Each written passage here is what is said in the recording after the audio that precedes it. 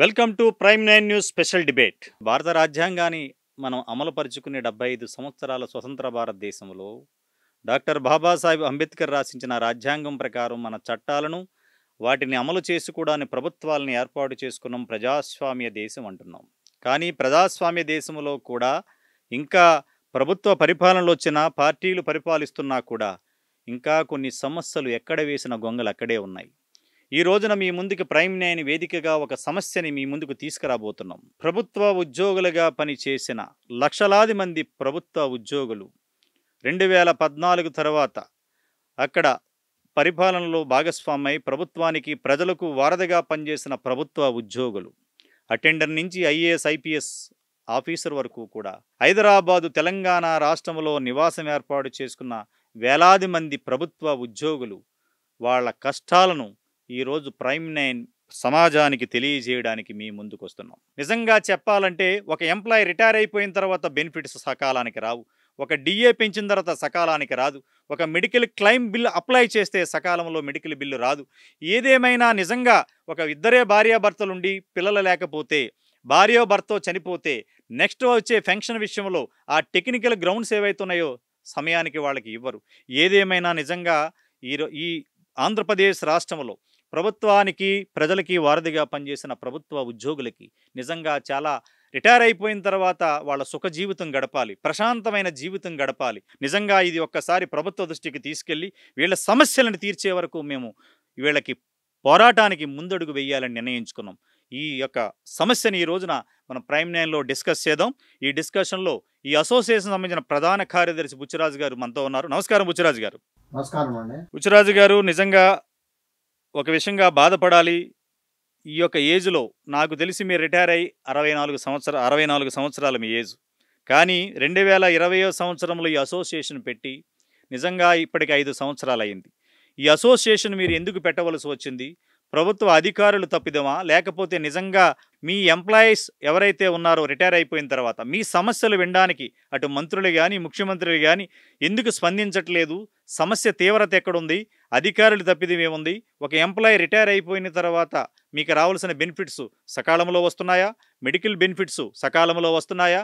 లేకపోతే మీకు రావాల్సిన టీఏ కానీ డిఏ కానీ వాట్ ఎవర్ ఇట్ ఈస్ ఒక ఎంప్లాయీకి ఎలిజిబిలిటీ ఉన్న ఏవైతే సంక్షేమ పథకాలు కానీ మీకేమైనా రిటైర్ అయిపోయిన తర్వాత కొంతమందికి గవర్నమెంట్ ఎంప్లాయీస్కి ప్రభుత్వ గృహాలు కూడా మంజూరు చేస్తున్నారు. మీరు గృహాలు అడగట్లేదు, లేకపోతే గొంతెమ్మ కోరికలకి అడగట్లేదు.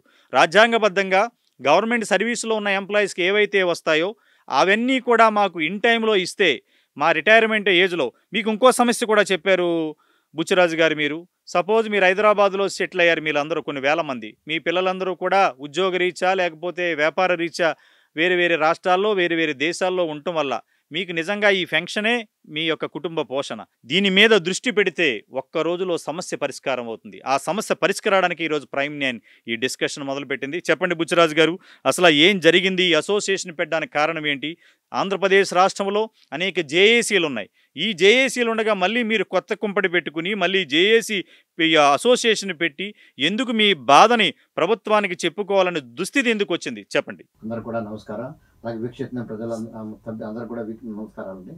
ముఖ్యంగా అసలు పెన్షన్ ఎందుకు అన్న పాయింట్కి వస్తే 1982లో సుప్రీంకోర్టు నకారా జడ్జిమెంట్లో ఆనాటి చీఫ్ జస్టిస్ వైవి చంద్రచూడ్ గారి ఆధ్వర్యంలో జడ్జిమెంట్ ఇచ్చింది. పెన్షన్ ఇది రైట్ టు ది పెన్షన్ అనేది ఒక హక్కు అని, అలాగే 309 కాన్స్టిట్యూషన్ ప్రకారం 309 ఆర్టికల్ ప్రకారం కూడా పెన్షన్ హక్కు అని చెప్పడం జరిగింది.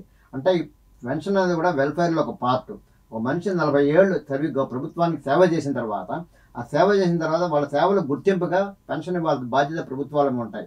కొన్ని దేశాల్లో అయితే పెన్షనర్కి ఎక్కువ క్రెడిబిలిటీ ఉంటుంది. కానీ మన రాష్ట్రంలో ఏంటంటే 40 ఏళ్ళు పనిచేసిన తర్వాత ప్రభుత్వాలు ఈ ఉచితాలు ఎక్కువ ఇవ్వడం వలన వాటికి ప్రయారిటీ ఇచ్చి పెన్షనర్లకు రావాల్సిన బెనిఫిట్లు ఆపేస్తున్నారు.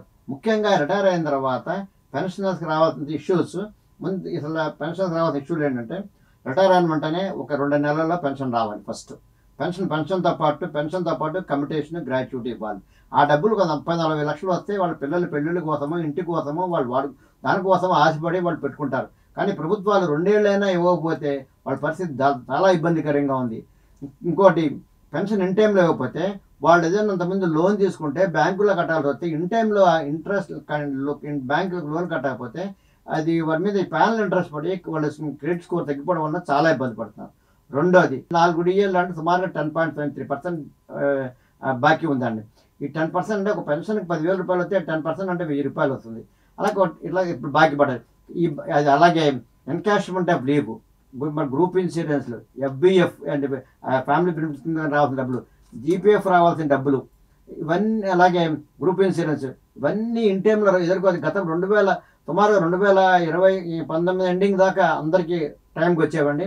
ఆ తర్వాత నుంచి ఈ PRC అనేది 2020 నుంచి ఇప్పుడు పరిపాలనలో చాలా ఎంత దారుణమైన పరిస్థితి జరిగిందంటే, ఒక గత ప్రభుత్వంలో 27% ఇస్తే ఆ 27% 2020 తర్వాత 2019 తర్వాత వచ్చిన ప్రభుత్వం 23% చేసి తగ్గించి రికవరీ పెట్టారండి. ఇక్కడ చరిత్రలో ఏ రాష్ట్రంలో జరగలేదు. రివర్స్ PRC చేసి సుమారు ఒక్కొక్క పెన్షన్ 2 లక్షలు 3 లక్షలు రికవరీ పరిస్థితి వస్తే దాన్ని కోర్టుకి వెళ్ళి ఆపడం వల్ల రికవరీ ఆగింది. ఇంత ప్రభుత్వానికి ఇంత 40 ఏళ్ళు సేవ చేస్తే మీరు ప్రభుత్వ ఉద్యోగులకి రిటైర్ అయిన వాళ్ళకి మీరు పెన్షనర్కి ఇవ్వకపోగా మీరు వాళ్ళ దగ్గర రికవరీ పెట్టారంటే ఎంత మానవతా కోణంగా మీరు ఆలోచించలేదు అని అర్థమవుతుంది. అంతేకాకుండా ఈ పెన్షనర్ల యొక్క సమస్యలని పట్టించుకోవడానికి అక్కడ ఉన్న సంఘాలు సరిగ్గా పనిచేయట్లేదని మేము భావించడం జరిగింది. ఎందుకంటే వాళ్ళు 4 సంఘాలు 4 జేఏసీలుగా ఏర్పడి అప్పుడు 4 జేఏసీలు కలిసి సమస్యను రిప్రజెంట్ చేస్తారంటే ఆ పరిస్థితి లేదు. 4 సంఘాలు జేఏసీలు కలిపి రిప్రజెంట్ చేస్తే ఈ సమస్యలు ఎప్పుడో పరిష్కారం అయ్యేది. వాళ్ళు 4 సంఘాలు కలవక వాళ్ళకి ఇగో ప్రాబ్లం వాళ్ళకి వేరే కుప్పటి పెట్టడం వల్ల ప్రతి శాఖలో 4 విభాగాలు ఏర్పడడం వల్ల మీరు కలవకపోవడం వల్ల అధికారులు ఏం చేయలేక చేతులు ఎత్తేసి నష్టం జరుగుతుంది. అంటే కొంత ఉద్యోగ సంఘాల అనైక్యత వలన కూడా ఈ పెన్షనర్లకి ఉద్యోగులకి అన్యాయం జరుగుతుంది. ఈ సందర్భంగా మేము ఆ 4 సంఘాల సభ్యులు మేము కాము, మేము విడిగా ఇక్కడ ఉన్నాము. హైదరాబాద్లో మేము ప్రతి చిన్న పనికి విజయవాడలో మా పని ఉంటుంది కాబట్టి ప్రతి చిన్న పనికి ఒక విజయవాడ పోవాలని కష్టం, అందరూ పోవాలని కష్టం అవుతుంది కాబట్టి అందరి తరఫున ఒక సంఘంగా ఏర్పడి ఒక రిప్రజెంట్ చేయాలనే ఉద్దేశంతో ఈ association for AP pension settlement Hyderabad అనేది మేము 2020లో స్థాపించడం జరిగిందండి. 2020 నుంచి ఇప్పటిదాకా ఎన్నో రిప్రజెంటేషన్ ఇచ్చాం. ప్రభుత్వంలో కొన్ని చిన్న ఇష్యూలు సాల్వ్ అయినాయి. కానీ చాలా మేజర్గా ఫైనాన్షియల్ బెనిఫిట్స్ అయితే ఇప్పటిదాకా అందలేదండి. సుమారు గవర్నమెంట్ ఒక రెండు ఇష్యూలు బాధాకరంగా ఉంది. గవర్నమెంట్ అందరికీ అన్ని ఇస్తాం, ప్రభుత్వ ఉద్యోగులు మేము ఈ ప్రభుత్వం రాకముందు మేము ఏమి చెప్పామంటే గత ప్రభుత్వం మాకు అన్యాయం జరిగింది కాబట్టి మీ పెన్షనర్లు అందరూ కూడా పెన్షనర్లు ఉద్యోగులు అందరం కలిపి 10 లక్షల మంది దాకున్నాం.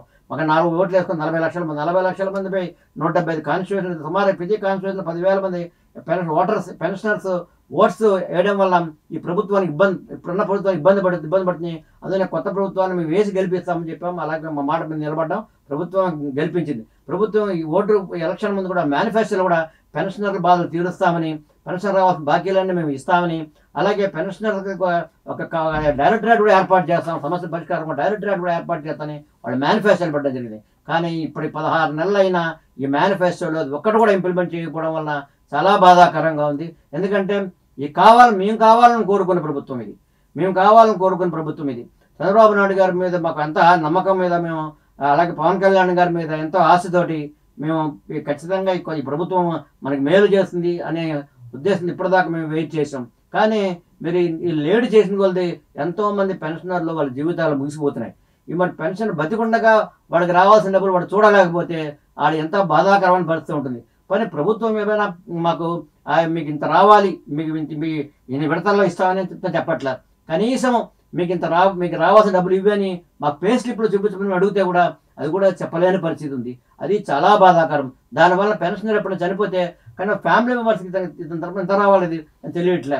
ముఖ్యంగా పెన్షనర్ చనిపోతే అంత్యక్రియలుగా గత ప్రభుత్వంలో అంటే చంద్రబాబు 2014-19 ప్రభుత్వంలో నెల పెన్షన్ ఇచ్చేవారు. కానీ తదుపరి 19-24 దాకా ఉన్న ప్రభుత్వంలో అది 15 రోజులు కుదించారు. ఎంత అమానత్వం అంటే చనిపోతే అంత్యక్రియలకు డబ్బులు కూడా తగ్గించారంటే ఎంత గవర్నమెంట్. అంటే అప్పట్లో చంద్రబాబు ప్రభుత్వం ఏదైనా ఎంప్లాయీ పెన్షనర్ చనిపోతే మీకు రావాల్సిన pension amount 1 month pension amount మీకు ఒక బెనిఫిషరీగా ఇచ్చేవారు. జగన్ ప్రభుత్వం వచ్చిన తర్వాత మీకు ఆ 1 మంత్ ఏదైతే ఇచ్చేవారు దాంట్లో 50% మాత్రమే పే చేశారు. 50% రైట్. అలాగే ఆ పెన్షనర్స్ కూడా ఒక 70 ఏళ్ళకి 10% ఉండేది. చంద్రబాబు ప్రభుత్వంలో గతంలో 2014 10% అడిషనల్ క్వాంటమ్ ఆఫ్ పెన్షన్ ఇచ్చేవారు. అది జగన్ గారి ప్రభుత్వంలో 7% చేశారండి, తగ్గించారండి. ఎక్కడైనా పెన్షన్ కాస్ట్ ఆఫ్ పెరుగుతున్న పెరగాలి కానీ తరగకూడదండి. అంటే ఇక్కడ ఒక విషయం చెప్పండి, పెన్షనర్స్కి 10% ఉంటే 7% తగ్గించారంటున్నారు కదా, దీంట్లో మీ ఉద్యోగ సంఘాల జేఏసీలు కానీ లేకపోతే మీరు కానీ విఫలమయ్యారా, లేకపోతే ప్రభుత్వమే ఎందుకు పట్టించుకోవట్లేదు, కారణాలేంటి? ఈ ఉద్యోగ సంఘాల అనైక్యత వలన బార్గెనింగ్ పవర్ ప్రభుత్వం దగ్గర పోవడం వల్ల ఈవేళ మేమందరం సఫర్ అవుతున్నాం. ఆంధ్రప్రదేశ్లో ఎన్ని ఉద్యోగ సంఘాలు ఉన్నాయండి? రిజిస్టర్డ్ జేఏసీలు యాజ్ ఆఫ్ నౌ ఎన్ని ఉన్నాయి? 4 ఉన్నాయండి. మీది ఒకటి 5. మాది 5 అండి. ఓకే, మా జేఏసీ కాదండి, మా సంఘం విడిగా అసోసియేషన్ మీది. వాళ్ళు జేఏసీలు. జేఏసీ మీన్స్ అన్ని డిపార్ట్మెంట్లు కలిపి సంబంధించి అన్ని డిపార్ట్మెంట్ సభ్యులు అందులో ఉంటారండి. అలా 4 జేఏసీలు అంటే ప్రతి డిపార్ట్మెంట్ లో 4 కుంపట్లు. ఎప్పుడన్నా బుచ్చిరాజు గారు ఈ 4 జేఏసీల దగ్గరికి వెళ్ళి మీరు సంఘం పెట్టేటప్పుడు కానీ పెట్టిన తర్వాత కానీ, మా ఎంప్లాయీస్ అందరికీ మేము సెటిల్డ్ ఎట్ హైదరాబాద్లో ఉంటున్నాం, కొన్ని వేల మంది ఉంటున్నారు, వీళ్ళందరికీ కూడా మాకు ఇబ్బందులు వస్తున్నాయి, ఇక్కడి నుంచి పెన్షన్కి ఏదైనా వెళ్ళాలన్నా రిటైర్ అయినప్పుడు ఏ చోట రిటైర్ అయితే అక్కడికి వెళ్ళి మళ్ళీ మా ఏదైనా మెడికల్ బిల్స్ కానీ వాటెవర్ ఇట్ సబ్మిట్ చేయాలంటే దూర ప్రయాణం కానీ అన్ని రకాల ఇబ్బంది అవుతుంది. ఆఫ్టర్ 60 years తర్వాత మా పిల్లలు అందుబాటులో లేకపోవడం వల్ల ఎప్పుడన్నా ఈ జేఏసీలతో మీరు చర్చించడం జరిగిందా? ఈ జేఏసీలతో మేము చర్చించలేదు, చర్చించబోము కూడా. ఎందుకంటే వీళ్ళ అనైక్యత వలన నష్టపోతున్నాం. గతంలో ప్రభుత్వం ఎట్లా ఉండేదంటే, కంబైన్ యునైటెడ్ స్టేట్స్ ఉన్నప్పుడు ఏంటంటే ప్రెసిడెంట్ జేఏసీ చైర్మన్ ఏపీఎన్జీ ప్రెసిడెంట్ ఉండేవారు, తెలంగాణ జేఏసీ ప్రెసిడెంట్ సెక్రటరీ జనరల్గా ఉండేవారు. వీళ్ళందరూ కలిసి మొత్తం ఎన్నిటి వింగులున్నా సరే అన్ని కలిసి ఒక ప్లాట్ఫామ్ మీద జేఏసీ తరఫున వాళ్ళతో వెళ్ళేవారు, ప్రభుత్వం బార్గెన్ చేసేవారు, వాళ్ళందరినీ తీసుకెళ్ళేవారు, గవర్నమెంట్ అన్ని డిమాండ్స్ ఇష్యూ చేయండి. ఈవేళ ఆ పరిస్థితి లేదండి. ఎవరికి వాళ్ళు ఒక సంఘం ఒక రిప్రజెంటేషన్ ఇస్తే దాని వ్యతిరేకంగా ఇంకో సంఘం వెళ్ళి రిప్రజెంట్ చేయడమో లేకపోతే ఇంకో రకంగా. మీరు ఏం చెప్పాలనుకుంటున్నారు? సంఘాలన్నీ కూడా అక్కడ ఉన్న ప్రభుత్వాలకి ఎవరొకరు కొంతమందికి మొగ్గు చూపుతున్నారా? ఖచ్చితంగా ప్రభుత్వాలకి ఫస్ట్ లో అంటకాగుతున్నారు. తర్వాత పెన్షన్ నుంచి ఎంప్లాయర్స్ నుంచి వాళ్ళకి ఆవేశం పెరిగేసరికి అప్పుడు మళ్ళీ ప్రభుత్వం ఇవ్వాలి డిమాండ్ చేస్తున్నారు. విభజించు పాలించు. ప్రభుత్వాలకు అనుకూలంగా అయిపోతుంది. ఫస్ట్ లో ప్రభుత్వానికి అనుకూలంగా ఉంటున్నారు, తర్వాత ఏమవుతుందంటే ప్రభుత్వాలను పట్టించుకోవట్లే వాళ్ళని. ఆ ప్రభుత్వాలు పట్టించుకునే స్థాయిలో ఈ ఉద్యోగులు పెన్షనర్లు మీరు ఎందుకు క్వశ్చన్ చేయట్లేదని ఈ ఉద్యోగ జేఏసీ నాయకులు క్వశ్చన్ చేయడం వల్ల క్వశ్చన్ చేస్తారు. క్వశ్చన్ చేసినా సరే ప్రభుత్వాలు వీళ్ళు సాధించలేకపోవడం కారణం ఏంటంటే వీళ్ళకి అక్కడ క్రెడిబిలిటీ లాస్ అయినారు. అంటే ప్రభుత్వానికి మొదట్లో తాబేద్దనం చేసి తర్వాత ఏమో ఎంప్లాయీస్ రివర్స్ అసెస్మెంట్ రివర్స్ మాట్లాడటం అంటే దీనివల్ల ప్రభుత్వాలు ఎట్లా ఉండకూడదు. గతంలో ఎట్లా ఉండే కాదు. ప్రభుత్వాలు ఏ ప్రభుత్వం అయినా ఉద్యోగులు సమానంగా మా డిమాండ్ మీద పరిష్కరించాలి. ఒక పార్టీలకి ఉద్యోగులకి పెన్షన్కి సంబంధమే లేదు. ప్రభుత్వ పెన్షన్స్ ఇబ్బందులు ఇవి, ప్రభుత్వ ఉద్యోగులు ఇబ్బందులు ఇవి. రెండోది చెప్పారు బుచ్చిరాజు గారు, ఇప్పుడు ఒక ఎంప్లాయీ రిటైర్ అయ్యారు అనుకుందాం, ఒక ఎక్కడో ఈస్ట్ గోదావరి అమలాపురంలో ఒక ఎంప్లాయీ రిటైర్ అయ్యారు. రిటైర్ అయినప్పుడు పెన్షన్ అనేది అతను ఏ ఎస్టీఓ అయినా తీసుకునే వెసులుబాటు మీకుంది యాజ్ ఫర్ జియోస్ ఆర్ కన్సర్న్. కానీ మీరు ఎక్కడైతే రిటైర్ అయ్యారు, రేపొద్దున మీకు ఏదన్నా ఒక హార్ట్ అటాక్ వచ్చి లేకపోతే ఇంకొక సమస్య వచ్చి ఒక మెడికల్ క్లెయిమ్ బిల్లు పెట్టుకోవాలనుకుంటే మీ డాక్యుమెంట్స్ పట్టుకెళ్ళి మళ్ళీ మీరు ఎక్కడ రిటైర్ అయ్యారో అక్కడికే వెళ్ళి అక్కడ కన్సర్న్డ్ మీరు పనిచేసిన చోట ఇచ్చి దాని అప్రూవల్ దాని ఎల్ఓసి అంతా తీసుకుని వస్తే కానీ మీకు ఆపరేషన్ జరగని పరిస్థితి.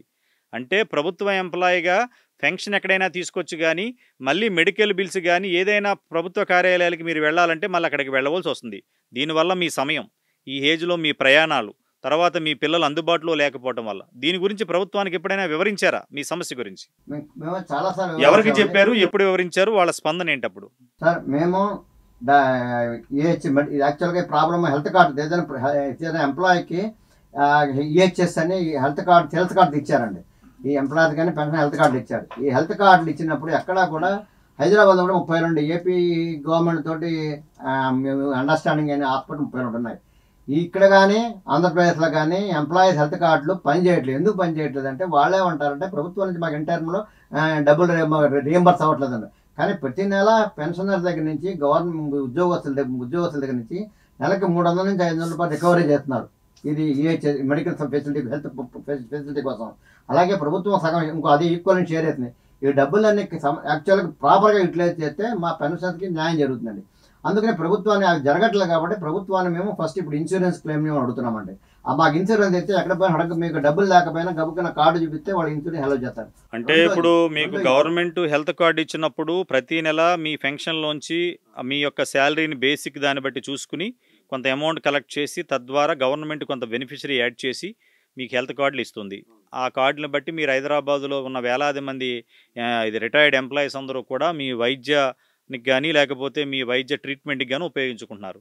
కానీ ఇక్కడ విచిత్రమైన సంఘటన ఏంటంటే మన ప్రభుత్వాలు అనాలోచిత నిర్ణయాల వల్ల సంక్షేమ పథకాల పేరుతో ఈ బడ్జెట్లు రకరకాల మార్పులు చెందడం వల్ల మీ మెడికల్కి సంబంధించిన ఏదైతే బిల్స్ ఉంటాయో ఈ హాస్పిటల్స్ ప్రైవేట్ హాస్పిటల్స్కి ఇన్ టైంలో పే చేయకపోవడం వల్ల మీ హెల్త్ కార్డులు పనిచేయట్లేదు.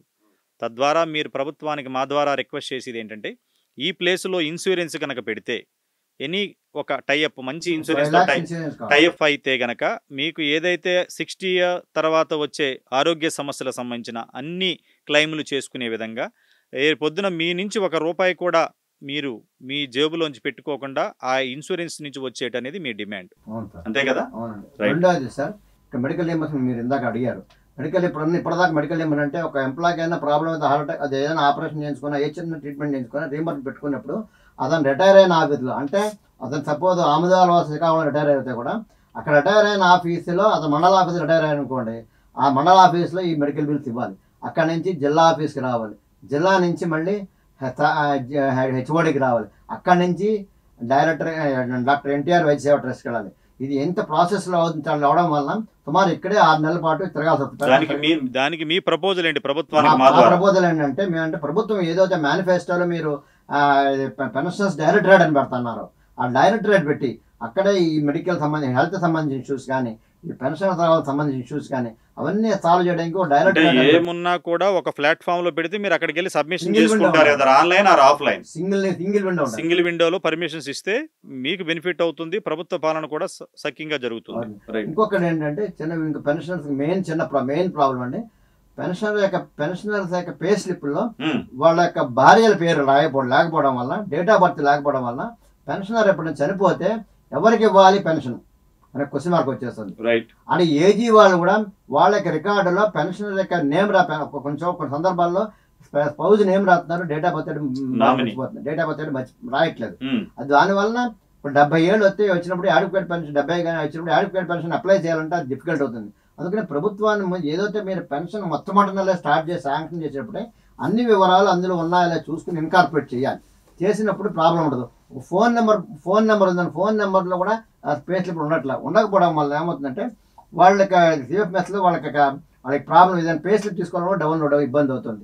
ప్లస్ ఏదైనా స్పౌజ్ యొక్క నేమ్ లేకపోతే స్పౌజ్ నేమ్ రిక్వెస్ట్ చేస్తే ఎంతో ప్రయత్నం చేస్తే కానీ 3 నెలలు 2 నెలలకు కానీ అవ్వట్లేదు. ఏదో కొంచెం అసోసియేషన్ ద్వారా రిప్రజెంట్ చేయడం వల్ల ప్రభుత్వంలో మా అంటే ట్రెజరీ శాఖ వరకు సిఎఫ్ఎస్ కానీ మా వాళ్ళు కొంతమంది న్యాయం చేయడం మా అసోసియేషన్ జరిగిన మెంబర్లకి మేము కొంత న్యాయం చేయగలిగాము.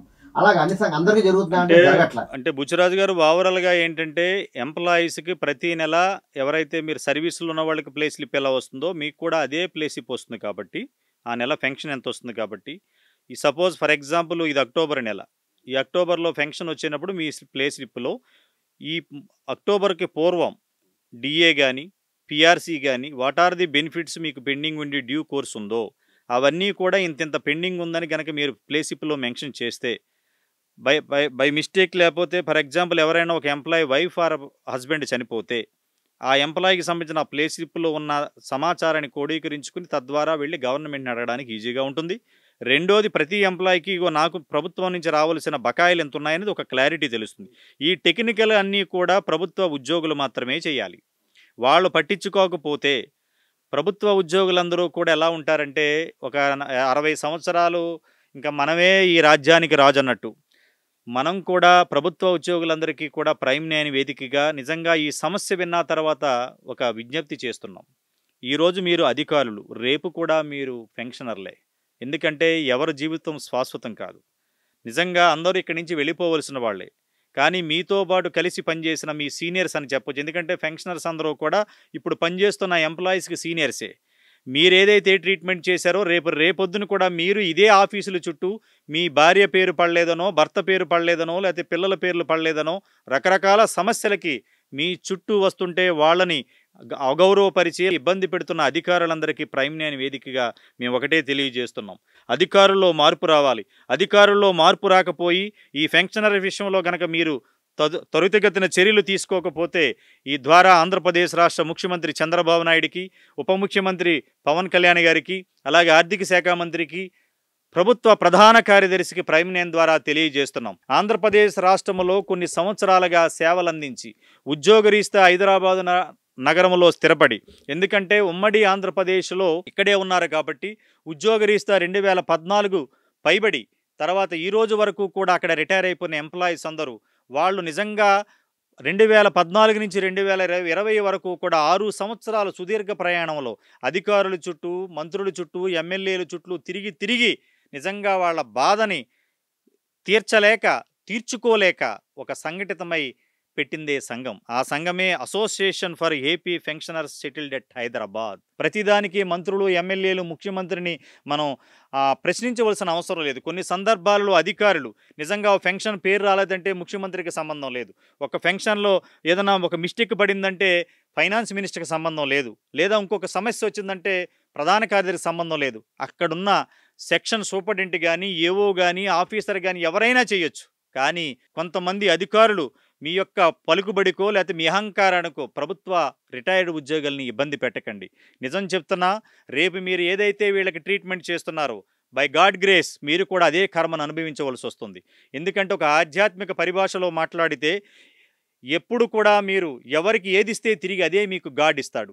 ఈ రోజున ఎంప్లాయీస్ కనుక వాళ్ళ కష్టాలు అధికారులు మీరు తీర్చకపోతే, ఆంధ్రప్రదేశ్లో ఉన్న అధికారులు ఎవరైనా కానీ, పెన్షనర్స్ ఏ డిపార్ట్మెంట్ అయినా కానీ, వీళ్ళందరూ కూడా అన్ని డిపార్ట్మెంట్లకు సంబంధించిన వాళ్ళు ఒక 2020 నుంచి ఒక సంఘంగా ఏర్పడి 4 సమస్యలు ప్రధానంగా ప్రైమ్ నైన్కి తెలియజేస్తున్నారు.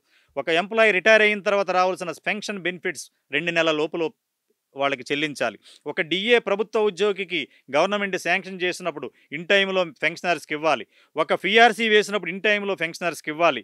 అలాగే ఒక మెడికల్ బిల్లు క్లెయిమ్ చేసుకుంటున్నప్పుడు ఎక్కడో సుదీర్ఘ ప్రాంతాలు హైదరాబాద్ నుంచి అనకాపల్లి వెళ్ళాలన్నా, హైదరాబాద్ నుంచి అమలాపురం వెళ్ళాలన్నా వాళ్ళు వెళ్ళలేని పరిస్థితుల్లో, సపోజ్ ఒక పెన్షనర్సు ఒక భార్యాభర్తలు ఇద్దరు గవర్నమెంట్ ఎంప్లాయీస్, భర్త ముందు చనిపోతే భార్య ఒక 60-70 సంవత్సరాల ఏజ్లో ఆ మెడికల్ హార్ట్ అటాక్ వస్తే ఆ పేపర్లు తీసుకుని ఎక్కడో అమలాపురం వెళ్ళి అక్కడ పనిచేసిన చోట మీకు ఇచ్చి అది శాంక్షన్ చేసుకుని తిరిగి రావాలంటే ఈ లోపల ఆవిడికి హార్ట్ అటాకో ఆరోగ్య సమస్య, ఎవరిది రెస్పాన్సిబిలిటీ?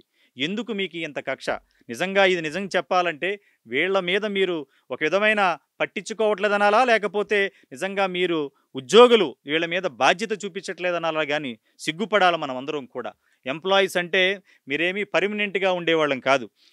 రిటైర్ అవుతూ ఉంటే కొత్త వాళ్ళు వస్తానుంటారు. నీరు పళ్ళ మెరుగని కంపల్సరీ మీరు రిటైర్ అయితే మళ్ళీ మీరే పెన్షనర్స్గా మళ్ళీ రూపాంతరం చెందుతారు. రేపొద్దున మీ సమస్యలు కూడా ప్రభుత్వానికి వివరించినప్పుడు ఆ కష్టాలు, ఇప్పుడు ఇలా పడుతున్న కష్టాలకి మీరెవరికి చెప్పుకుంటారు?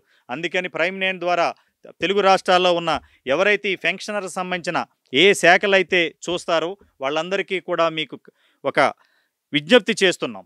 ఎందుకంటే ఆల్రెడీ ఇది ప్రభుత్వానికి ముఖ్యమంత్రి చంద్రబాబు నాయుడు కూడా వీళ్ళ లెటర్ సబ్మిట్ చేశారు. ఇంతవరకు కూడా ఈ అసోసియేషన్ తరపున ఒక ముఖ్యమంత్రి కానీ ఎవరూ కూడా పిలిచి అయ్యా మీకు ఏ సమస్యలు ఉన్నాయి, మీరందరూ కూడా హైదరాబాదులో స్థిర నివాసం ఏర్పాటు చేసుకుని మన ఆంధ్రప్రదేశ్ రాష్ట్రంలో మీ ప్రభుత్వ సేవలు ప్రజలకి ప్రభుత్వానికి వారధులుగా ఉన్నారు. ఈ పెన్షనర్స్ అందరూ కూడా హైదరాబాదులో ఉన్నా కూడా ఎలక్షన్స్ ఎప్పుడు వచ్చినా కానీ లోకల్ బాడీస్ కానీ, MLA, MP, MLC, whatever it is, any election is there, వీళ్ళందరూ కూడా వ్యయ ప్రయాసలతో వెళ్ళి వాళ్ళ నియోజకవర్గాలలో ఆ ప్రభుత్వాలు అంటే ఏమీ లేదు, వీళ్ళ ఆశ అంతా ఒకటే, మా పెన్షన్ బెనిఫిట్స్ కోసం మంచి చేస్తారేమో అనుకుని మా ఎమ్మెల్యేలను నెగ్గిస్తే, మా ఎంపీని నెగ్గిస్తే మనకి మంచి జరుగుతుందన్న ఒక సహృదయ వాతావరణంలో వీళ్ళందరూ వెళ్ళి అక్కడ వాళ్ళ గెలుపుకు కారణమవుతున్నారు. 10,000 ఓట్లు మినిమం ఒక్కొక్క కాన్స్టిట్యున్సీలో ఉంటే ఈ రోజున వీళ్ళు ఓట్లేసినప్పుడు నమస్కారం పెట్టి వచ్చిన వాళ్ళు ఈ రోజున వీళ్ళెళ్ళి అడుక్కునేలా చేయటం మహా దౌర్భాగ్యం ఇది. ఎందుకంటే ప్రభుత్వ ఉద్యోగి అంటే ఈ ప్రజాస్వామ్య దేశంలో ప్రభుత్వ సంక్షేమ పథకాలు మన భారత రాజ్యాంగానికి వచ్చిన అన్నీ కూడా ప్రజలకి అందుబాటులో ఉండి వాళ్ళకి అందించడమే. ఎందుకంటే ఎమ్మెల్యే వచ్చి చేయడు, ఎంపీ వచ్చి చేయడు, మినిస్టర్ వచ్చి చేయడు, సీఎం కూడా వచ్చి చేయడు. ఇంప్లిమెంటేషన్ చేసేదంతా కూడా ప్రభుత్వ ఉద్యోగులే. అది అటెండర్ అవ్వచ్చు, ఐపీఎస్ ఆఫీసర్ అవ్వచ్చు, ఐఏఎస్ ఆఫీసర్ అవ్వచ్చు. వీళ్ళ మీద మనం ఒక రకమైన రిటైర్ అయిపోయారు కదా అనుకుని మనం పక్కన పెట్టి వాళ్ళ సమస్యలను గాలి కుదిలేస్తే అది ఇంతింతాయి వడ్డింతాయి అన్నట్టు. ఒక ప్రజాస్వామ్య దేశంలో అది ఉప్పినలా ప్రారంభమై ఒక ప్రజా ఉద్యమం వైపు వెళితే మాత్రం ప్రభుత్వాలు, అధికారులే సమాధానం చెప్పాలి. రానున్న రోజుల్లో ఇప్పుడు ప్రైమ్ నైన్ ద్వారా మన బుచ్చిరాజు గారు ఏదైతే మనకు సమస్యలు తెలియజేశారో ఈ సమస్యలను రేపు రానున్న రోజుల్లో ఆంధ్రప్రదేశ్ రాష్ట్రంలో ఉన్న ఉమ్మడి 13 జిల్లాలు ఇప్పుడు 26 జిల్లాలైనవి. ప్రతి జిల్లాలో కూడా ఈ ఎంప్లాయీస్ అసోసియేషన్ సంబంధించిన ప్రతినిధులు ఒక బహిరంగ వేదికని ఏర్పాటు చేసి ప్రైమ్ 9 వేదికగా ఒక ఉద్యమం రూపంలో వీళ్ళు తీసుకురావాలని ఇప్పుడే బుచ్చరాజు గారు నాకు చెప్పారు ఈ డిబేట్లో. ఏదేమైనా అధికారులకి, అటు ముఖ్యమంత్రికి, ఇటు డిప్యూటీ సీఎంకి, ఆర్థిక శాఖ మంత్రికి, ప్రభుత్వ ప్రధాన కార్యదర్శికి ప్రైమ్ 9 వేదికగా విజ్ఞప్తి చేస్తున్నాం. ఈ సమస్యలను తక్షణమే మీరు పూర్తి చేసి వీళ్ళు ఈ డిబేట్ అయిన తర్వాత అసోసియేషన్ తరపున ముఖ్యమంత్రి చంద్రబాబుని, ఉప ముఖ్యమంత్రి పవన్ కళ్యాణ్ని, అలాగే ఫైనాన్స్ మినిస్టర్ని, ప్రభుత్వ ప్రధాన కార్యదర్శిని కలుస్తామని నాకు తెలియజేశారు. వీరు కలుస్తారు. వీరు కనుక మీరు ఇన్ టైంలో ఈ సమస్యలు ఇవన్నీ తీర్చలేని సమస్యలు కాదు. విచిత్రం ఏమిటంటే పోనీ వీళ్ళ డబ్బులు అడగట్లేదు, ఏదైతే బెనిఫిట్స్ వస్తాయో ఇన్ టైంలో చేయమంటున్నారు. టెక్నికల్గా ఉన్న చిన్న చిన్న సమస్యలే, చిన్న సమస్యలు. ఒక అధికారి తెలుసుకుంటే దెబ్బలకు కరువేదన్నట్టు ఒక సమస్యని కనుక వాళ్ళు ఒక చిన్న జీవో రూపంలో, ఒక నోట్ ఫైల్ రూపంలో కనుక సర్క్యులేట్ చేస్తే వీళ్ళు నిజంగా ఏమి అడుగుతున్నారు? వీళ్ళు రిటైర్ అయిన ఏజ్లో మాకు ఏదో విలాసవంతమైన జీవితం కావాలని అడగట్లేదు. ప్రశాంతమైన జీవితంలో, ప్రభుత్వ ఉద్యోగంలో వీళ్ళ జీతంలో కట్టైన డబ్బులు పెన్షన్ రూపంలో వచ్చేదాన్ని సకాలంలో ఇమ్మంటున్నారు. అందరిలాగే డిఏలు అడుగుతున్నారు, అందరిలాగే మెడికల్ బెనిఫిషియరీ అడుగుతున్నారు. ఎందుకంటే రోజు రోజుకి ఈ వైద్య మాఫియా పెరిగిపోయిన తర్వాత, ఈ హాస్పిటల్స్ కార్పొరేట్ మాఫియా పెరిగిపోయిన తర్వాత ఏమైపోతున్నారంటే చిన్న సమస్యతో వీళ్ళు వెళుతుంటే, హార్ట్ అటాక్ అని వెళ్తుంటే అది స్టంట్ వేయాలంటే వాళ్ళకి పాపం హార్ట్ ఆపరేషన్ బైపాస్ చేస్తున్నారు. ఏమీ తెలియని నిశ్చాయ స్థితిలో ఈ ఎంప్లాయీస్ అందరూ బాధపడుతున్నారు. వీళ్ళే కాదు, అనేక మంది సమాజంలో ఈ మెడికల్ మాఫియా వల్ల అనేక మంది ఈ మెడికల్ ఏదైతే ఉందో దానివల్ల వీళ్ళు ఇబ్బందులు పడుతున్నారు. అందుకని వీళ్ళందరూ కూడా మీరు పెన్షన్స్ టైంలో ఇవ్వక, అలాగే మెడికల్ హెల్త్ కార్డులు ట్రీట్మెంట్ చేసుకుందామంటే వాళ్ళకి బిల్స్ ఇవ్వక ఇబ్బంది పడుతున్నారు. కాబట్టి బుచ్చరాజు గారి వీళ్ళ అసోసియేషన్ తరపున మా ద్వారా మీకు తెలియజేసేది ఏమిటంటే ముఖ్యమంత్రి చంద్రబాబు గారు, అలాగే పవన్ కళ్యాణ్ గారికి వీళ్ళకి ఇన్సూరెన్స్ క్లెయిమ్ చేసుకునే అవకాశాన్ని కల్పించండి. ఏదైనా ఒక మంచి ఇన్సూరెన్స్ ఏదైతే 60 తర్వాత వీళ్ళు జీవన విధానంలో ఆరోగ్య సమస్యలతో ఏదైతే సమస్యలతో బాధపడతారో ఒక మంచి ఇన్సూరెన్స్ కనుక మీరు వీళ్ళకి అందజేస్తే, మీరు బడ్జెట్ ఇచ్చినా ఇవ్వకపోయినా ఆ ఇన్సూరెన్స్ కంపెనీలన్నా వీళ్ళకి ట్రీట్మెంట్ చేస్తే మనం కాపాడుకోవాలి. సమాజంలో అందరూ సమానమే అన్నారు. సమాజంలో రాజ్యాంగాన్ని అనుసరించి పౌరులందరూ సమానమే. రిటైర్ అయిన వాళ్ళని ఒకలాగా, రిటైర్ కాకపోయిన వాళ్ళలాగా చూసే ధర్మం మంది కాదు. భారత రాజ్యాంగం, అంబేద్కర్ రచించిన రాజ్యాంగాల్లో చట్టాలు ఏమి చెప్తున్నాయంటే అనేక సుప్రీంకోర్టు, హైకోర్టు జడ్జిమెంట్లు కూడా ఇచ్చాయి. పెన్షనరే మన ఒక దేవుడు. ఎందుకంటే ఈ రోజున మనం ఒక రోడ్డు వేసామనుకుందాం మనం నడవడానికి, ఫర్ ఎగ్జాంపుల్ ఒకప్పుడు అదే ప్రభుత్వ అధికారి దానికి సంబంధించిన వ్యవహారాలు చక్కబెడితే ఆ రోడ్లో తర్వాత మనం అందరం నడుస్తున్నాం. అంటే సమాజం కూడా అంతే, వాళ్ళు చూపిన బాటలోనే మనం నడుస్తున్నాం. అధికారులు ఎప్పుడూ మనకి అండదండలు అందించారు కాబట్టి సమాజం ముందుకు వెళుతుంది. ప్రభుత్వ అధికారులు సమన్వయంతో పనిచేశారు కాబట్టే మన ప్రజాస్వామ్య దేశం మనుగడ సాగిస్తుంది. ఉండొచ్చు చిన్న చిన్న సమస్యలు, కొంతమంది అధికారులు ఆఫీసర్లు తప్పు చేయొచ్చు, కరప్షన్ చేయొచ్చు, కానీ అందరినీ మనం ఒకతాటి మీద చూడడానికి లేదు. సిన్సియర్గా పనిచేసిన వాళ్ళని అభినందించాలి, తప్పు చేసిన వాళ్ళని ఖండించి శిక్షించాలి. ఏదేమైనా ఈరోజు ప్రైమ్ 9 వేదికగా ఈ యొక్క association for AP pensioners settled at Hyderabad association వాళ్ళ యొక్క సమస్యను ప్రైమ్ 9 వేదిక ఆంధ్రప్రదేశ్ ప్రభుత్వానికి తెలియజేస్తున్నాం. త్వరగా వీళ్ళ సమస్యలను పరిష్కరిస్తారని ఆశిస్తూ బుచ్చరాజు గారు ఫైనల్గా ఏమైనా చెప్పాలనుకుంటున్నారా? ముఖ్యమంత్రి చంద్రబాబుకి, ఉప ముఖ్యమంత్రి పవన్ కళ్యాణ్ గారికి మీరు కలుస్తానని చెప్పారు. నన్ను ఎప్పుడు కలుస్తున్నారు? నెక్స్ట్ మీ ప్లాన్ ఆఫ్ యాక్షన్ ఏంటి? మేము చెప్పినట్లుగా ముఖ్యమంత్రి గారిని ఆల్రెడీ మనం జూలైలోనే కలిసాం సార్. అలాగే సిఎస్ గారిని కూడా మనం ఆగస్టులోనే కలిసాం సార్. ఆగస్టులోనే కలవడం జరిగింది. ముఖ్యంగా మేము చెప్పేది అంటే, మీరు గొప్పతనం కానీ మాకు పెన్షన్లో ఇంత ప్రాబ్లమ్స్ ఉన్నా సరే ఆంధ్రప్రదేశ్ ప్రభుత్వంలో ఏదైనా ప్రమాదం జరిగితే ప్రభుత్వంలో ప్రజలకు ఇబ్బంది అయితే మేము సహకారం అందించాం. ఒక అన్నా క్యాంటీన్ పెట్టినప్పుడు మొట్టమొదటిసారిగా ఆ అన్నా క్యాంటీన్ 2 లక్షల రూపాయలు ఇచ్చింది ఏదైనా సంఘం ఉందంటే ఆంధ్రప్రదేశ్ ప్రభుత్వం ఏ సంఘం ఇవ్వాలి, మొట్టమొదటగా మేమే ఇచ్చాం. హైదరాబాద్ మా అసోసియేషన్ ఇచ్చాం. అది కూడా బ్యాంక్ అకౌంట్ ఎక్కడుందో కనుక్కుని మన గుంటూరు లోపల బృందావన్ గార్డెన్స్ లో ఉంది. 2 lakhs ఇచ్చినట్టు మీరు అకౌంట్ ట్రాన్స్ఫర్ చేశారా? 2 lakhs చెక్ ఇచ్చామండి. ముఖ్యమంత్రి గారికి పర్సనల్ గా. చెప్పండి, నెక్స్ట్ చెప్పండి. ఇంకా చెప్తాను అండి. అయితే మేము అలాగే వరదలు వచ్చినప్పుడు కూడా, కృష్ణా జిల్లా వరదలు వచ్చినప్పుడు కూడా అప్పుడు కూడా మేము చెక్ 2 లక్షల రూపాయలు చెక్ ఇచ్చామండి. ఇది కాకుండా మేము దేశ రక్షణ కోసం కూడా సైనికులు చనిపోతే వాళ్ళ కుటుంబాల పిల్లల రక్షణ కోసం ఆర్మీ ఫండ్ కూడా 2,13,708 రూపాయలు ఇచ్చామండి. అంటే మీరు దాచుకున్న పెన్షన్ డబ్బుల్లోంచి మేము సేవ చేస్తున్నాం అండి. ఎందుకంటే ఈ ప్రజల పన్నులు కట్టిన డబ్బులే మీకు పెన్షన్ వస్తుంది, మళ్ళీ వాళ్ళకే మీరు సేవ చేస్తున్నారు. మేము ఆంధ్రప్రదేశ్ పెన్షనర్ లేవండి, తెలంగాణలో ఉన్నా సరే మా ఆంధ్రప్రదేశ్ ప్రభుత్వం ప్రాయం పట్ల అక్కడ ప్రజలు పడుతున్న ఇబ్బందులు కూడా మేము సహకారం అందిస్తున్నాం. అంతేకాకుండా ఇక్కడ తెలంగాణలో కూడా చలివేంద్ర కంటే కానీ ఇక్కడ నిలోఫర్ హాస్పిటల్కి 1,00,000 రూపాయలు డొనేషన్ ఇచ్చాం. అలాగే ఆంధ్రప్రదేశ్ గుంటూరులో ఉన్న జనరల్ హాస్పిటల్ కూడా ఐవీఎఫ్ కోసం 1 లక్ష రూపాయలు ఇచ్చాం. అంతేకాకుండా ఇక్కడ మానసికంగా సఫర్ అవుతున్న వాళ్ళ ఇన్స్టిట్యూషన్ కూడా మేము డబ్బులు 50-60 వేలు ఇవన్నీ ముఖ్యమంత్రి చంద్రబాబుకి తెలుసండి. అన్ని ఇచ్చామండి. కలిసానన్నారు చంద్రబాబుని, ఏమన్నారు అప్పుడు ఈ సమస్యల గురించి వారు? మరి ముఖ్యమంత్రి గారికి అంటే సమస్యలు కూడా విన్నారు. అది సంతోషం. ఏంటంటే గత ప్రభుత్వంలో వినే అవకాశం ఉండేది కాదు. చంద్రబాబు గారి దగ్గర ఏంటంటే వింటారు. సరే, కాకపోతే చంద్రబాబు గారి దగ్గర మేము కోరేది ఒకటేనండి, సార్ మీరు ఉద్యోగులకి 31,000 మీరు ఉన్నప్పుడు 24,000 బాకీ అన్నారు, కొన్ని తీర్చారు 16,000. ఇప్పుడు మళ్ళీ అవన్నీ ఎక్కువ 25,000 అయినాయి, 25,000 కోట్లు అయినాయి. ఎప్పుడు ఇస్తారో చెప్పండి. ఇది చెప్పేటప్పుడు ఇన్ని వాయిదాలు వేస్తాం. తెలంగాణ ప్రభుత్వంలో అన్ని వాయిదాల పక్కన ఇచ్చారు ఏడ్స్. అలాగే మీరు వాయిదాలు ఇవ్వండి.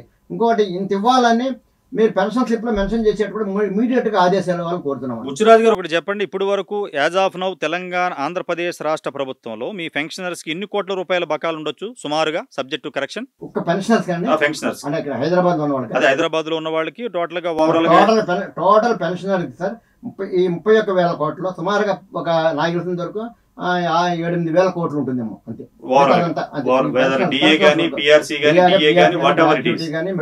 హైదరాబాద్ లో సెటిల్ అయిన కొన్ని వేల మంది ఎంప్లాయీస్ వీళ్ళందరూ కలిసి ఒక 200-300 కోట్లు ఉంటుందేమో. అదే ఏదైనా సరే పెన్షనర్స్ హైదరాబాద్ అంతా ఒకసారి పే చేయకపోయినా విడతలవాడిగా చేసినా డ్యూస్ క్లియర్ చేయొచ్చు అనేది మీ యొక్క అభ్యర్థన. మేమేంటంటే ఆంధ్రప్రదేశ్లో పెన్షనర్స్ అయినా ఆంధ్రప్రదేశ్ పెన్షన్ హైదరాబాద్లో ఉన్నా సరే మేము వాళ్ళు ఒకటే కాబట్టి వాళ్ళకి ఇవ్వండి, మాకు ఇవ్వండి. అంత పెన్షన్లు అందరినీ ఒకటిగానే ట్రీట్ చేసి మీరు మీరు విడతల వాయిదాలు ఇస్తామని గత ప్రభుత్వంలో ఇచ్చింది వాయిదాలు ఇస్తామని, కానీ ఇంప్లిమెంట్ అవ్వాలి. గవర్నమెంట్ ఇచ్చిన ఉత్తర్వులే ఇంప్లిమెంట్ అవ్వలేదు. కాబట్టి మీరేమంటే చంద్రబాబు నాయుడు అంటే చంద్రబాబు నాయుడు గారు కనీసం మీరు ఒక్కసారి ఇన్ని క్యాబినెట్లో ప్రతిసారి ఆశపడుతున్నారు. ప్రతి క్యాబినెట్ ఇప్పుడు మా ఎంప్లాయీస్కి వస్తుంది. నిన్న కూడా క్యాబినెట్లో వస్తుందని ఆశపడ్డారు, రాలేదు. చాలా బాధపడ్డారు అందరూ.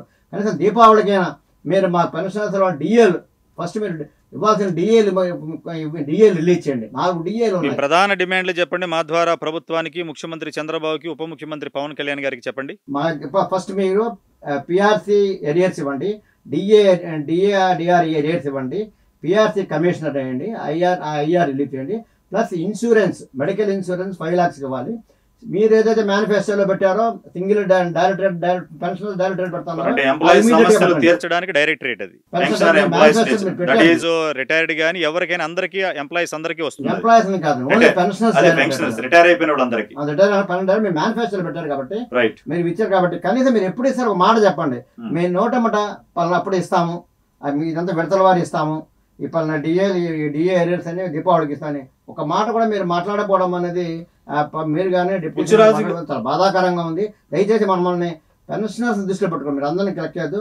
మా పెన్షనర్స్గా మీరంటే అమితమైన గౌరవం ఉంది, అభిమానం ఉంది. మీరు గెలవాలి, మేము కృషి చేసిన వాళ్ళం. ఇంకా హైదరాబాద్ నుంచి కూడా మా ఊళ్ళోకి వచ్చి మీ ప్రభుత్వాన్ని గెలవాలి మేము కోరుకున్న వాళ్ళం. అలా మా పట్ల కొంచెం సానుభూతి చూపించి, పెన్షనర్ పట్ల సానుభూతి చూపించి ఫస్ట్ ప్రయారిటీ వాళ్ళకి ఇవ్వాలి అని మీరు ప్రభుత్వ పరంగా తీసుకుని హెల్ప్ చేస్తే ఇది పెన్షన్లకి జీవితాలకు ఉపయోగపడుతుంది. ఎందుకంటే కాస్ట్ ఆఫ్ లివింగ్ హైదరాబాద్ మీకు తెలియదు ఏముందని, పట్టణాల్లో కార్పొరేషన్ ఎట్లా ఉంటుంది అనేది ప్రతి ఏడాది ఒక ఇంటి అద్దె కూడా చిన్న ఎగ్జాంపుల్ చూసుకుంటే ప్రతి ఏడాది 10% పెరుగుతుంది. మీరు డిఏ ఇవ్వకపోతే ఈ కాస్ట్ ఆఫ్ లివింగ్ అటోమేట్ అవుతారు. డిఏ అనేది ఎందుకు ఇస్తున్నారు? ఈ కాస్ట్ ఆఫ్ ప్రైస్ ఇండెక్స్ పెరుగుతుంది, దానికి అనుకూలంగా గవర్నమెంట్ ఆఫ్ ఇండియా అనౌన్స్ చేసినప్పుడు మీరు ఇవ్వాలి, బాధ్యత కూడా ఇవ్వాలి. కాబట్టి ప్రభుత్వం మీరేమంటారు? మేము ప్రభుత్వం అంటే చాలా అభిమానం చూపిస్తున్నాం, ఈ రోజు కూడా అభిమానం చూపిస్తున్నాం. ప్రభుత్వం ఖచ్చితంగా పెన్షనర్స్కి ఇవ్వాల్సిన డబ్బులు ముందు ఫస్ట్ మరి ఉద్యోగులు కానీ నేను అడిగేది పెన్షనర్స్ గురించే. అంటే ఇక్కడ ఒక విషయం చెప్పండి బుచ్చిరాజు గారు, ఈ డిలే ప్రాసెస్ లో అధికారులు తప్పిదాలు ఉన్నాయా, ప్రభుత్వాల యొక్క నిర్లక్ష్యం ఉందా? అధికారులు ఏమంటున్నారంటే ప్రభుత్వము డబ్బులు రిలీజ్ చేస్తే డబ్బులు ఇస్తే కానీ మేమేం చేయలేమని అధికారులు చేతులు ఎత్తేస్తారు. బడ్జెట్ ఇవ్వలేదు. ప్రభుత్వాల అధినేతలు ఏమంటున్నారు? ప్రభుత్వ అధినేతలేమో అది దాని గురించి మాట్లాడట్లే. బాధాకరం అంటే కనీసం మాట్లాడట్లే. ఇప్పుడు ఇస్తాం అప్పుడు ఇస్తాం చెప్పట్లే. అది చాలా బాధాకరంగా ఉంది. దయచేసి మీరు ఎప్పుడో 10 ఏళ్ళ ఏరియాస్ ఒక రోజు డిలే చేసినా సరే ఒక పెన్షనర్ ముందు రోజు పెన్షనర్ చనిపోతే అతని జీవితంలో తను రాలేదని మన అశాంతిగా చనిపోతాడు. అతని శాపం మంచిది కాదు. ఆ పెన్షనర్ బతికుండగా వాడికి ఇంత రావాల్సి వస్తుంది, నాకు ఇంత వస్తాయంటే వాడికి సంతోషాన్ని మీరు దృష్టిలో పెట్టుకోవాలి తప్ప వాడు చనిపోయిన తర్వాత ఇస్తే మీరు అది ఫ్యామిలీకి ఉపయోగపడొచ్చే కానీ అతనికి ఆత్మశాంతి లేకుండా పోతుంది. దయచేసి మీరు మానవతా కోణంలోని ప్రభుత్వానికి వద్దంటే మీరు వీళ్ళ పెన్షనర్స్ అందరూ లైఫ్ స్పాన్ ఎక్కువ ఉండదు. ఇంకా ఆల్రెడీ 65, 60, 60 దాకా వచ్చేసాం. మహా బతికితే 5 ఏళ్ళు 10 ఏళ్ళు 15 ఏళ్ళు అవుతాయి, 7 ఏళ్ళు బతుకుతారండి. ఈ 5 మీరు ఇప్పటికి 5 ఏళ్ళ మధ్య ఇప్పుడు మీ ప్రభుత్వం వచ్చే 16 నెలలు, అంతమంది ప్రభుత్వం 2-3 ఏళ్ళు, అంటే సుమారుగా 5 ఏళ్ళు మీరు ఇవ్వకపోతే 5 ఏళ్లలో ఎంతమంది ప్రాణాలు గాలిలో కలిసి పెన్షన్ ప్రాణాలు గాలిలో కలిసిపోయి ఉంటాయండి. కాబట్టి ప్రభుత్వం మీరు కోరేదంటే కనీసం పెన్షనర్ల పట్ల మానవతా కోణం ఉపయోగించండి, అది ఆలోచించండి. ముఖ్యంగా నేను పవన్ కళ్యాణ్ గారిని కోరేది ఏంటంటే, సార్ మీరు దయాదోదులు, మిగతా ముఖ్యమంత్రి గారు కానీ మీరు కానీ మంచి కోఆపరేషన్ నడుస్తున్నారు, మీరు మానవ దృక్పథం ఉన్నవారు, మీరు ఎక్కువ ఉన్నవారు కాబట్టి మీరు ముఖ్యమంత్రి గారిని ఒప్పించి మా పెన్షనర్కి రావాల్సిన బకాయిలు వెంటనే రిలీజ్ చేయించాలని. ఎప్పుడు గెలవబోతున్నారు పవన్ కళ్యాణ్ గారిని? పవన్ కళ్యాణ్ చాలాసార్లు ట్రై చేశామండి. కొంచెం ఆయన అపాయింట్మెంట్లో ఎప్పుడు ఇబ్బంది అవుతుంది, అంటే వేరే సార్ అదర్వైజ్ బిజీ కాబట్టి ఖచ్చితంగా కలుస్తామండి. కానీ కలిసినా కలవకపోయినా మీ ప్రైమ్ టైం మీ ద్వారా ఉప ముఖ్యమంత్రి గారు కోరేదంటే, అయ్యా మీరు మీరు ఎంతోమందికి దాచి చెప్తున్నారు. దానికి చిన్న ఎగ్జాంపుల్ ఒకటి చెప్తాను సార్, ఒక నిమిషం సార్. చిన్న ఎగ్జాంపుల్, నెల్లూరులో ఒక పెన్షనర్, ఫ్యామిలీ పెన్షన్కి అది మీ దయ వల్ల జరిగింది. 2004లో ఒక pensioner, assistant engineer ACB trap అవుతే అతను 2005లో రీఇన్స్టేట్ అయ్యాడు. తర్వాత అతను డిస్మిస్ అయితే హైకోర్టు అడవాళ్ళు కొన్ని కేసులు కొట్టేశారు. తర్వాత డీజీ ఏసీబీ గారి కూడా ఇది అప్పీల్ కూడా ఫైల్ చేయలేమని చెప్పాడు. అప్పుడు అతనికి పెన్షన్ బెనిఫిట్స్ ఇవ్వాలని 2011 దాకా చేసి రిటైర్ అయిపోయినా ఈ పీరియడ్లో సెటిల్ కాలేదు. 17లో అతను చనిపోయినాడు. చనిపోయిన తర్వాత ఫ్యామిలీ పెన్షన్ ఇవ్వలేదు. ఎంత ఘోరమైన నిమిషం సార్, ఎంత ఘోరమైన పరిస్థితి అంటే, ఆ 2017లో ఆవిడకి షుగర్ పెరిగి పెన్షన్ రాక, డబ్బులు రాక షుగర్ పెడితే సగం కాలు తీసేశారండి. సగం కాలు తీసేస్తే ఆవిడ pension widower pension government widower pension తీసుకుని, కొడుకు మెంటల్ రిటైర్డ్ అయితే మెంటల్ రిటైర్డ్ పెన్షన్ తీసుకుంటున్నారు. అంటే ఒక ప్రభుత్వ ఉత్తర్వుల ప్రకారం ఎలిజిబిలిటీ ఉండి, ఫ్యామిలీ పెన్షన్ ఎలిజిబిలిటీ ఉండి కూడా ఈ విధంగా పెన్షన్ చూసిన పరిస్థితి వచ్చింది. చాలా దారుణంగా ఉంది. మేము మన ఉప ముఖ్యమంత్రి గారు రిప్రజెంట్ చేయడం వల్ల వారికి 20 రోజులు 20 ఏళ్ళ నాటి సమస్య సమస్యని 20 రోజుల్లో పరిష్కరిస్తూ జీవో ఇచ్చారు. దానికి సదా మీరు రుణపడి ఉన్నాం సార్. కాబట్టి ఆవిడ ఇంత హ్యాపీగా ఉంటుంది. ఇంకా కాకపోతే ఎప్పుడు చేశారు అది డిప్యూటీ సీఎం పవన్ కళ్యాణ్ గారు? ఈ మధ్యన లాస్ట్ మంత్ చేశారండి. అదే దురదృష్టం అంటే అధికారులకు బాధ్యత, అధికారులు కూడా చాలా ఘోరంగా వ్యవహరిస్తారు అనిపిస్తుంది.